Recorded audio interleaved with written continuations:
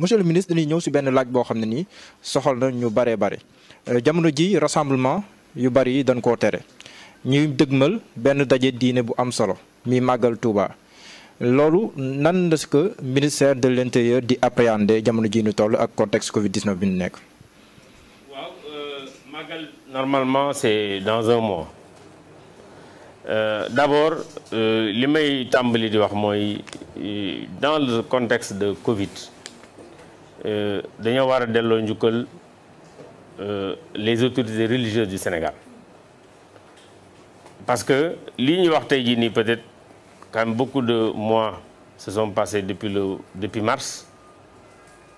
waaye bari na lu fa xew loo xam ne lii dafa mel ni sax dañ ci bàyyiwul xel trop bu ngeen fàttalikoo bi mbas bi di tàmbali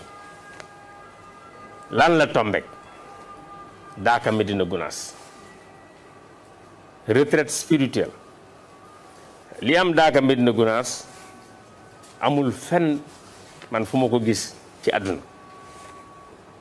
maanaam nit ñi toog des milliers de personnes pratiquement sous une tente pendant une dizaine de jours di jaamu yàlla dans cette promiscuité là c'était pas évident bu ngeen fàttali ko jour bi cérémonie officielle bi am daf ñu fekk réunion à la présidence de la République les autorités yi fa lañ tàmbalee ñu wax ak ñoom wax ak xalif bi li nga xam ne lii mooy problème bii nga xam ne bii ci la ñuy jëm bu fekkente ne programme bi bàyyi nañ ko ndaka nii mu mel ça c'était au début du mois de mars le khalife pratiquement séance tenante la jël décision fekk na ñu bari commencé woon demoon nañ ba Médina Gounass y compris les forces de défense et de sécurité donc bu ñu ko fàtte tey fa la tàmbalee nit ñi commencé ñibbi bi ñu jógee Médina Gounass appel des Layènes c'était également la même période du leen def arrêté rek daal di leen taxaw yóbbu fa ay gendarme mais wax ak kilifa yi parce que le domaine religieux c'est un domaine très très sensible parce qu'il n'est pas question que ñuy dem di confronter wu ak les Sénégalais dans leur foi mais responsabilité bi kenn ku nekk ci ñoom ñu am ko ñoom ñun ñu am ko mooy ku nekk dafa am cër boo ci am na yeneen gàmmu Thiénaba comment dirais-je Popenguine comment dirais-je Assomption Kazu Rajab kenn ku ne xam na ne ci yoonu Murit c'est le deuxième événement après Magal mais bi ci décision jël ko jotee xalif bi jël ci décision mook waa kër sëñ Fallou xalif sëñ Abo maa ngi koy ziar ñu jël ci décision bu am solo def nañ seen màggal nit ñi nekk seen kër à l'issue de ces différents événements te am na yeneen yoo xam ne am na ci yoonu Murit màggalu Daaru Muxti am na màggalu sëñ Soñ bi màggalu kër sëñ Massamba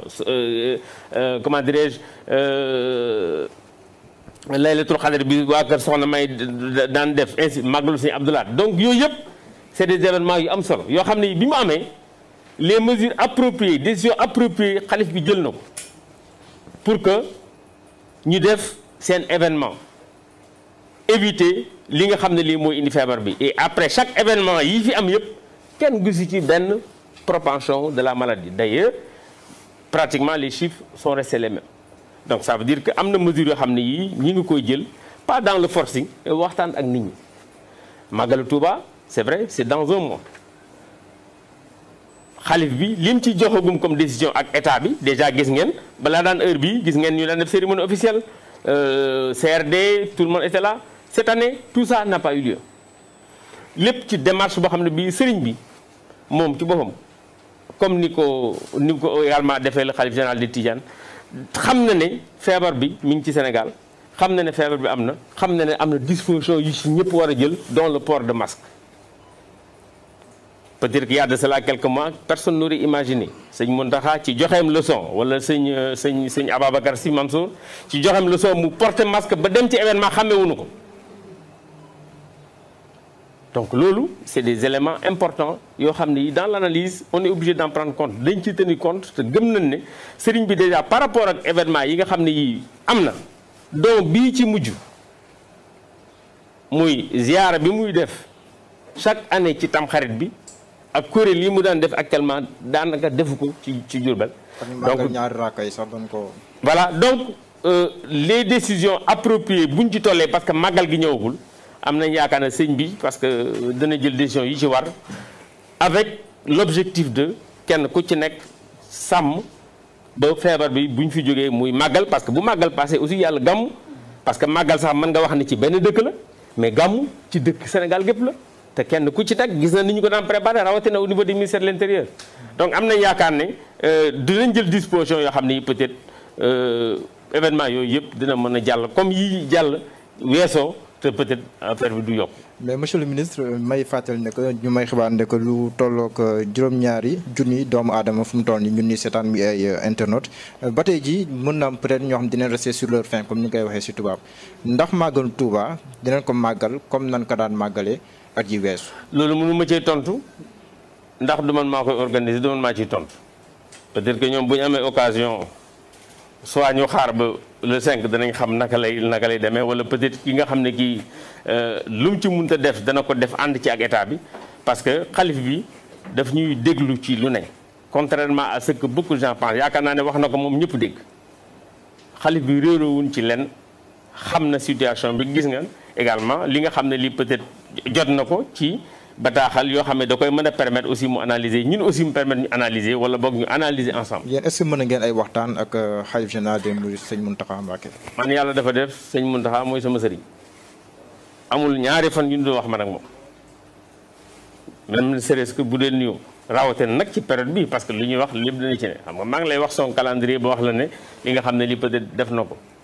te balaa yàgg également danañ gisewaat ci leneen. donc parce que loolu du loo xam ne lii c'est extraordinaire dañ koy def de façon régulière yeneen ñi fi nekk yëpp nekk ay kilifa diine également dañuy wax ak ñoom